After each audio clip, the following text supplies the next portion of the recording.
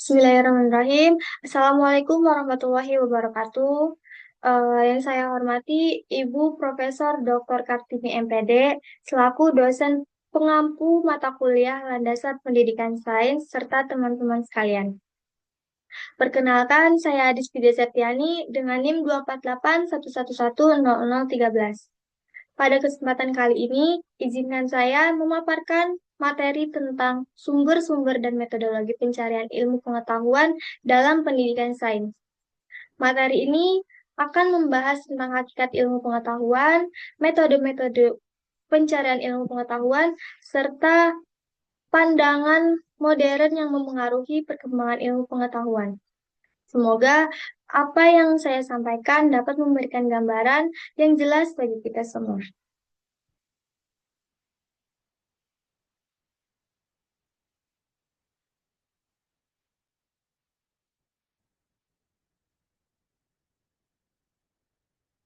Selanjutnya, latar belakang dari materi ini, ilmu pengetahuan merupakan bidang yang terus berkembang seiring dengan metodologi yang digunakan, mulai dari rasionalisme, positivisme, hingga empirisme yang menjadikan fondasi awal. Di era modern ini, muncullah pemikiran baru seperti rasionalisme kritis yang dikemukakan oleh Karl Popper, paradigma ilmu yang dikemukakan oleh Thomas Kuhn, dan kontekstualisme yang menekankan peran sosial dan budaya.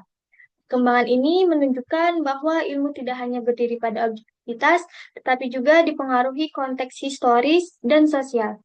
Karena itu, pemahaman metodologi menjadi penting untuk menghadapi tantangan ilmu pengetahuan pada masa kini.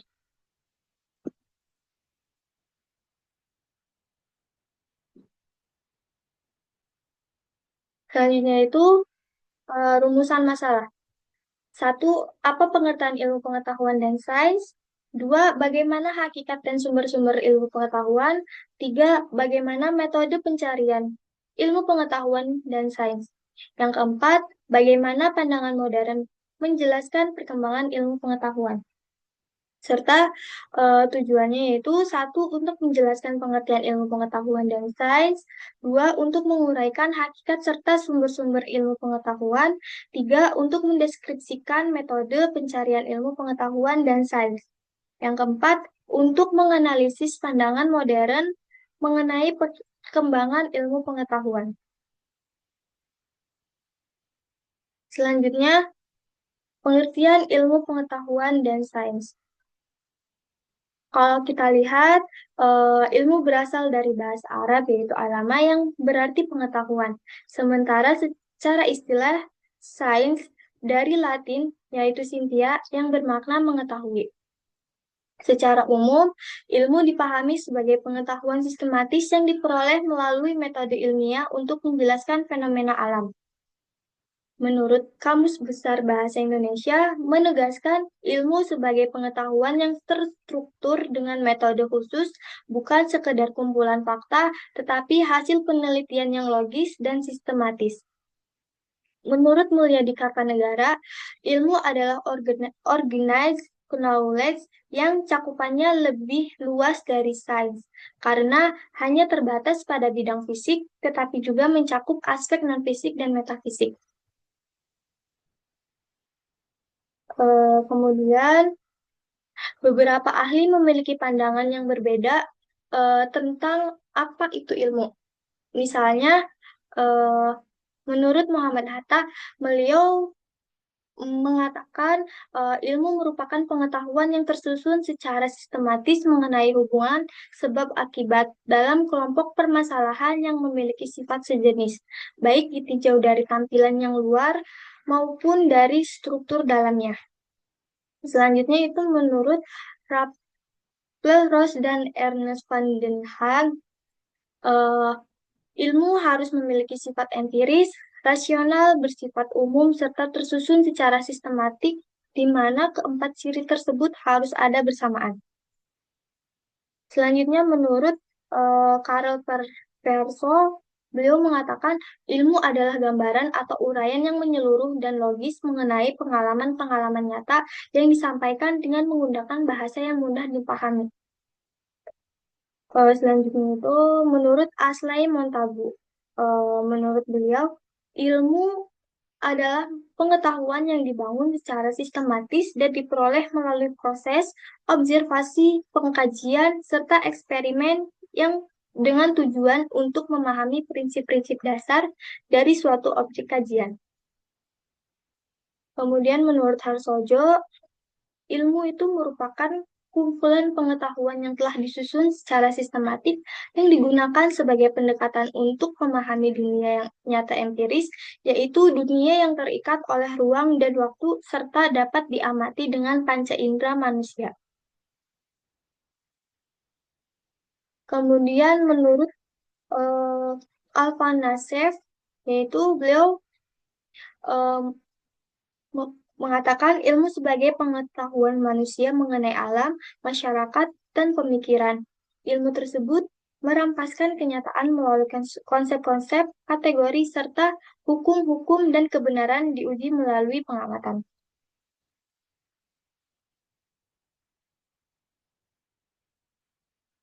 Selanjutnya, hakikat dan sumber-sumber ilmu pengetahuan.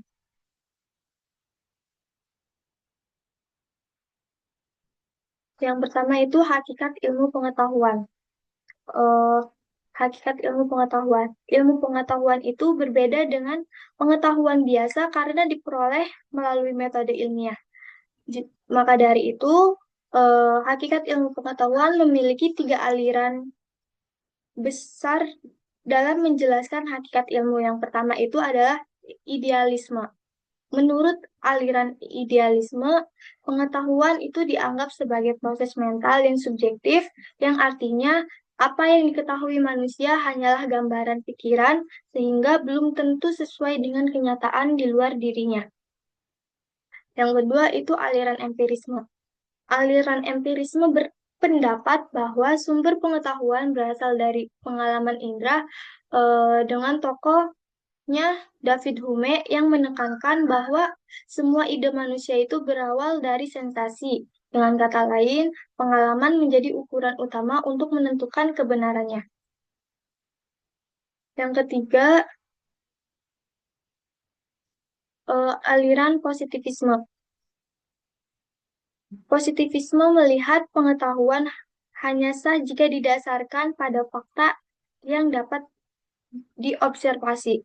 Aliran ini menolak kebenaran yang harus berdasarkan keyakinan atau menekankan pentingnya pembuktian secara ilmiah. Selanjutnya, jadi hakikat ilmu itu sebenarnya berkaitan dengan cara manusia memperoleh dan memvalidasi kebenarannya. Kemudian, sumber-sumber ilmu pengetahuan. Sumber-sumber ilmu pengetahuan itu ada empat. Yang pertama, empirisme, yaitu sumber pengetahuan yang berasal dari pengalaman panca indera manusia, dan David Hume menekankan bahwa sejak lahir manusia tidak memiliki pengetahuan, melainkan mendapatkannya dari kesan langsung dan hasil refleksi pengalaman.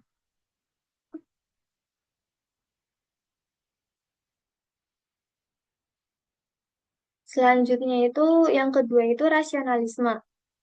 Rasionalisme menempatkan akal sebagai sarana utama memperoleh pengetahuan. Dekretis menekankan bahwa pengetahuan sejati diperoleh lewat pemikiran logis seperti dalam matematika dan logika, meskipun tetap memanfaatkan data dari panca indera sebagai stimulusnya. Yang ketiga yaitu intuisionisme. Henry Bergson menilai panca indera dan akal itu terbatas, sehingga manusia juga butuh intuisi untuk memahami kebenaran secara utuh. Intuisi dipandang sebagai kemampuan tingkat tinggi dalam menangkap hakikat objek secara menyeluruh.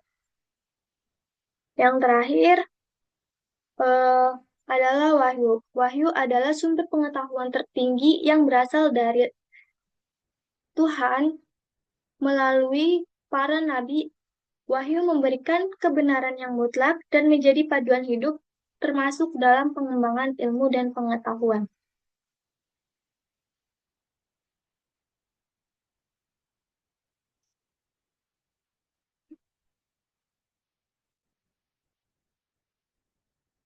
Selanjutnya itu metode pencarian ilmu pengetahuan dan sains.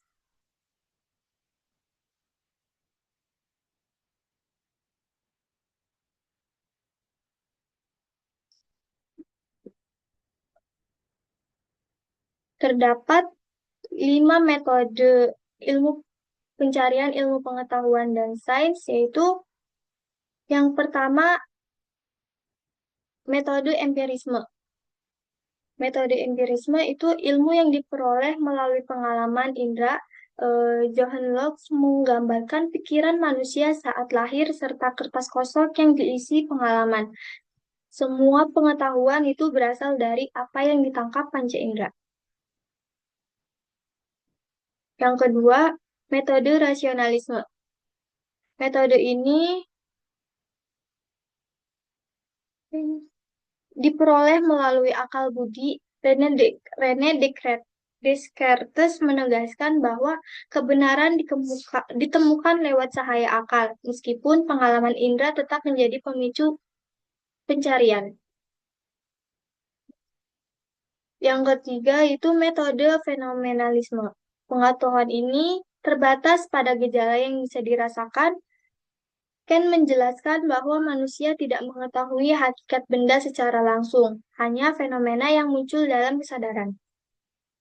Selanjutnya itu yang keempat, metode intuisionisme. Pengetahuan muncul lewat intuisi tanpa proses indera atau akal.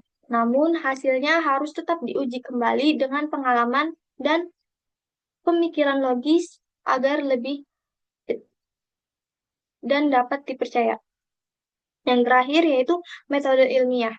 Metode ini menggunakan eh, atau pengetahuan yang diperoleh dengan langkah yang sistematis, yaitu observasi, perumusan masalah, hipotesis, verifikasi, hingga kesimpulan. Metode ini menggabungkan pengalaman dan akal untuk menghasilkan kebenaran yang teruji. Selanjutnya itu pandangan modern tentang perkembangan ilmu pengetahuan. Hmm, perkembangan menurut pandangan Karel Popper, beliau rasionalisme kritis. Popper mengkritik positivisme dan menekankan bahwa teori ilmiah harus bisa diuji, bahkan berpotensi disangkal atau falsifikasi. Pengetahuan berkembang bukan dengan menumpuk fakta, melainkan melalui perbaikan terus-menerus dari kesalahan. Yang kedua itu menurut Thomas Kahn, yaitu teori paradigma. Thomas Kahn memperkenalkan konsep paradigma dan revolusi ilmiah itu menurutnya ilmu tidak berkembang secara kumulatif, melainkan melalui pergantian paradigma lama dengan paradigma baru ketika muncul anomali yang tidak bisa dijelaskan. Selanjutnya itu kontekstualisme atau peran budaya dan sosial. Ilmu pengetahuan selalu dipengaruhi oleh faktor sosial, budaya, dan sejarah. Dengan demikian, teori tidak bisa dipahami secara universal, melainkan tergantung pada konteks masyarakat di mana ilmu itu berkembang. Yang terakhir itu relevansi pandangan modern. Ilmu pengetahuan modern berkembang pesat sejak era pencerahan dengan dominasi positivisme dalam pendidikan sains. Hal ini mendorong pendekatan berbasis rasionalitas dan pembuktian ilmiah meski sering meminimalkan peran agama dan nilai-nilai spiritual. Jadi intinya tuh dalam pandangan modern, dalam pandangan modern, ilmu pengetahuan berkembang secara relatif dan terus-menerus berubah. Karl Popper menekankan falsifikasi sebagai cara memperkuat teori, dan kemudian dilanjutkan dengan teori paradigma yang dikemukakan oleh Thomas Kahn yang menyoroti peran paradigma dalam revolusi ilmu. Sementara kontekstualisme melihat ilmu itu selalu dipengaruhi faktor sosial dan budaya. Eh, dan semua ini itu menunjukkan bahwa ilmu tidak statis melainkan dinamis dan relevansinya pada pendidikan sains adalah mendorong pembelajaran yang rasional, kritis dan kontekstualis.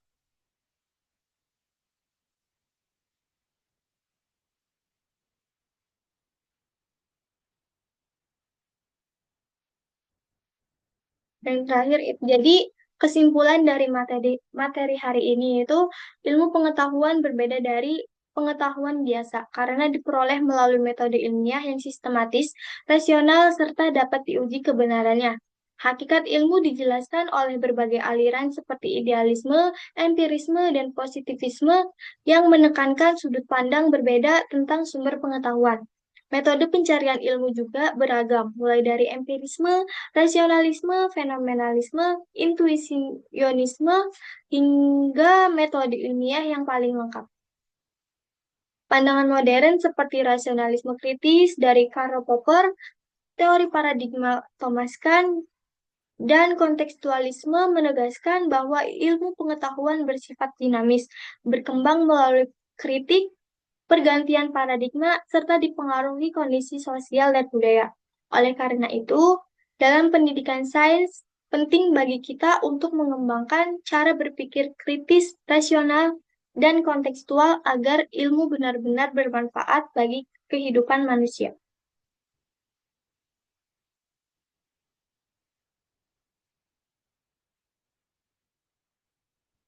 Selanjutnya ini ada daftar pustaka yang menjadikan referensi dari untuk makalah yang digunakan.